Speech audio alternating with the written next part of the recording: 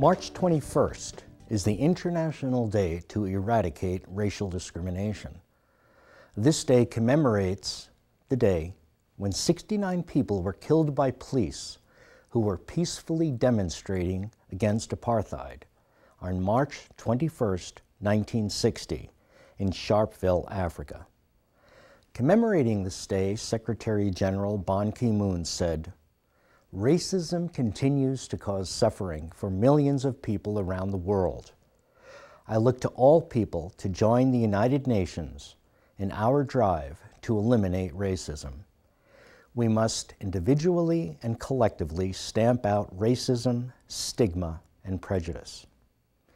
In 1994, the United States ratified a major international treaty called the Convention on the Elimination of Racial Discrimination, its acronym being CERD, C-E-R-D.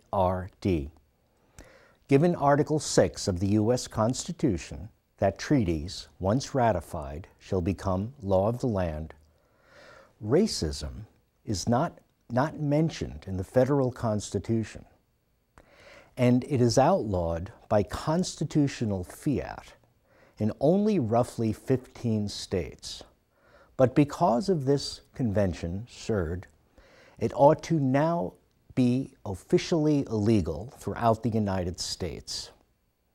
In submitting its report, as a country must do when ratifying an international convention, which is synonymous with treaty, the United States, to its credit and on its behalf, did acknowledge wrongful distribution of Indian lands throughout history and significant disparities on numerous health measures among whites, blacks, Hispanics, and Native Americans.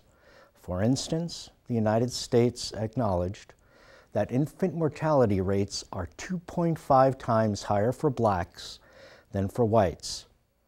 Maternal mortality rates for Hispanic women are 23% higher than for non-Hispanics, and Native Americans are 231% more likely to die from diabetes than the general population.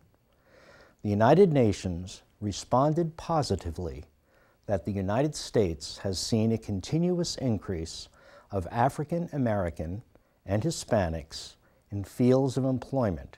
However, the United Nations expressed concern about the facts that the majority of prisoners are ethnic or national minorities. There is a high incidence of police violence and brutality towards minorities, and there is continual existence of persistent disparities in housing, education, and access to public and private health care.